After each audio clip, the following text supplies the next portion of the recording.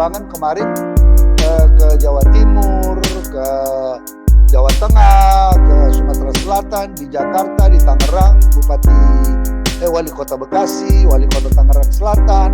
Ada yang kita juga berikan bantuan masker yang diproduksi oleh lapas gitu.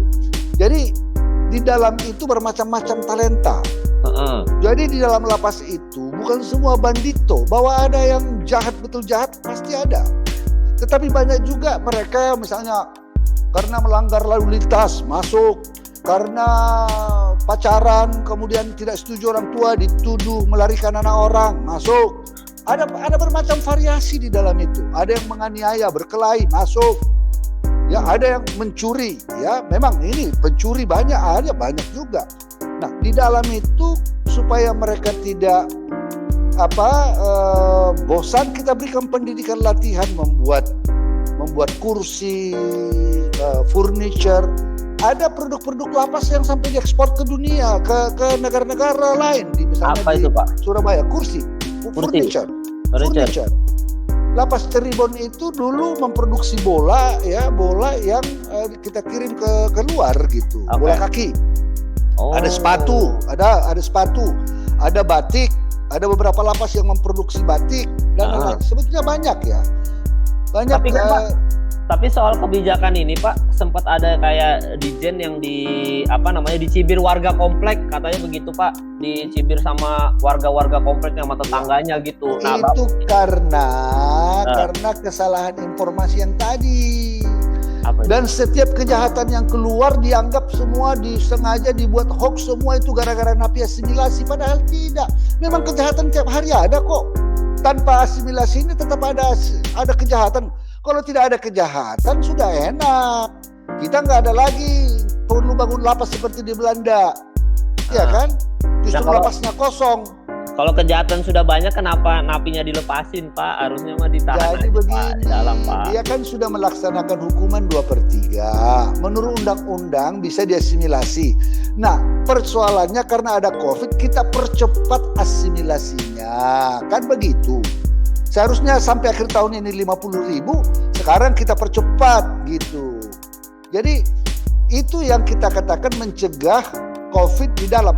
Tadi saya ke lapas Labuhan Pancur Batu ya. Dulu isinya 800. Sekarang karena asimilasi menjadi 600. Itu pun masih over kapasitas. Kenapa? Seharusnya isinya cuma 180. Tetapi dengan berkurang 200 sudah sedikit agak lega. Nah, protap supaya jangan masuk ke dalam COVID kami itu sangat ketat. Petugas kami harus melakukan menggunakan hand sanitizer, menggunakan masker, protapnya jaga jarak, itu semua kami lakukan supaya jangan sempat masuk. Tetapi ada beberapa juga petugas yang terpapar.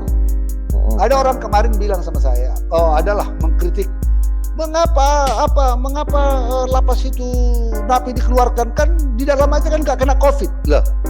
Emangnya petugas saya itu juga ikut di dalam? Petugas kami itu kan juga pergi keluar, berkeluarga, pergi belanja di supermarket, pergi keluar naik angkutan umum yang tidak punya motor, bisa saja terpapar masuk ke dalam. Ada juga pengangkut bahan makanan, BAMA, truk bahan makanan masuk ke dalam, bisa saja kan terpapar COVID, gitu. Sempat masuk ke dalam dengan over kapasitas yang tidur bisa hanya di sana tidur bisa gantian karena tidak cukup, harus kadang di ayunan, kadang tidurnya harus mereng, tidak boleh lurus karena sempitnya, iya kan? Wah, itu kalau satu kena ke dalam itu neraka. Ada seorang pengamat mengatakan bisa menjadi kuburan massal gitu. Karena apa? Di lapas itu karena kondisi over kapasitas yang padat, penyakit banyak. Ya, flu, batuk-batuk, sakit kulit, korengan, itu banyak di sana. Kenapa? Karena bayangkan satu kamar yang kecil, katakan 5x6, ya, diisi 70 orang, diisi berapa puluh orang, untuk gantian ke kamar mandi juga jadi persoalan. Nah, jadi keringatan. Ya ini kan semua rentan kepada penyakit-penyakit. sedikit saja terpicu itu bisa berbahaya. Kalau dia penyakitnya penyakit menular gitu. Tapi Pak Yas kan mereka kalau misalkan keluar dari penjara kan belum tentu ada kerjaan Pak Yas, belum tentu punya duit buat makan. Ya pasti bikin kejahatan dong Pak Yas. Jadi kami juga di beberapa daerah ada yang kerjasama dengan keluarga mereka. Jadi kalau keluarga mereka keluarga miskin kan mendaftar bansos. Kita ada petugas kita yang bantuin. Di Lampung misalnya, ya di Lampung gubernurnya kerjasama. Napi-napi yang keluarganya dengan apa itu kita lihat ini didaftar di penerima bansos, keluarganya berikut dia gitu. Artinya dia keluarga dia, bukan hanya dia. Ada yang dilatih, ya dilatih untuk program kerja. Jadi ada beberapa daerah yang merespons dengan baik, tetapi ada juga orang sengaja memprovokasi seolah-olah mereka ini selamanya jahat. Tidak semua orang. Give them a second chance. Gini Dek, Falih ya. Kemal Pak. Kemal. Ya. Kemal. Gini Kemal. Kalau kita kan manusia nggak sempurna, semua kita pernah berdosa. Kalau Tuhan mengatakan sama kita, kamu tidak ada a second chance, dosa, neraka, tidak dikasih kesempatan pengampunan, itu kita ini tidak pernah akan masuk surga semua. Ini kan barangkali penghuni surga hanya bilangan jari. Tuhan itu mengajarkan kita untuk juga mau memaafkan. Narapidana ini kita bantu, kita kalau dia melakukan kesalahan, laporan, pantau dia. Tapi kalau kita bilang kamu penjahat, kamu ini tidak apa lagi, itu namanya labeling theory. Ya, ini akhirnya dia menjadi ini. Padahal di sana udah kita didik, udah kita berikan pengajaran agama, berikan ini, ya selama di sana berkelakuan baik dan lain-lain. Masa tidak diberikan kesempatan untuk kembali? Toh pada akhirnya dia keluar juga kok. Hanya kita percepat dia early release. Mana ada narapidana yang sampai hanya beberapa orang itu yang seumur hidup dan hukuman mati. Hanya berapa orang? Gak banyak. Hanya berapa ribu.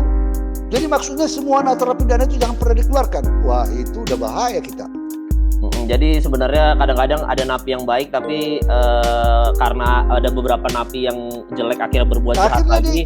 Dan gara-gara nilai setitik rusak susu sebelanga. Dan yang kita sesalkan adalah seolah-olah kita ini tidak akan bersih semua gitu ya, terus memprovokasi gitu. Kita ini orang yang tidak sempurna, ya. Maka cobalah juga paham bahwa mereka juga ingin kembali ke masyarakat untuk berbuat baik, untuk melupakan, untuk memperbaiki kesalahannya. Bahwa ada 1, 2 atau berapa itu kita memang harus sikat juga, tidak berat. Coba yang 39.000, kan bukan 39.000 yang melakukan kejahatan kembali. Itu 0,05% nggak sampai. Padahal dalam keadaan normal itu kan 10-14%. Jadi kalau 39.000 rate normal recidivism katakan 10%, berarti 3.900 yang harus melakukan itu. Jadi oke lah, mungkin in the long run bisa saja terjadi. Sesudah habis bahkan bisa saja sesudah habis masa asimilasinya nanti ada juga yang bertambah-tambah terus melakukan. Tapi itu adalah fenomena sosial, fenomena ini. Crime is a social product. Crime itu adalah produk sosial, kemiskinan, pengangguran, ya kan? Jangan kita tambah. Mengapa kejahatan meningkat sekarang? Karena memang kondisi ekonomi lagi tidak baik. Itu teori kriminologi kan mengatakan demikian. Tapi bukan berarti itu semua dilakukan oleh napi asimilasi. Justru data kita mengatakan tidak demikian halnya. Hanya ada orang sengaja memproduksi hoax seperti itu. Ada yang setiap kejahatan terjadi dibilang, wah inilah karena napi asimilasi. Padahal tidak gitu. Oke, ini ada pertanyaan nih Pak dari netizen, coba nih dari tim nih. Yang mana pertanyaannya? Oke. Ada namanya Michael Ang. Kang. Ingin bertanya kepada Pak Yas, kan anggota lapas di Indonesia ada pengembangan sumber daya dari dalam lapas, seperti Oke. perkebunan dan lain-lain. Harusnya kan ada keuntungan, Pak Yas. Kenapa masih nombok, Pak Yas? Kan yang kita produksi itu kan sedikit.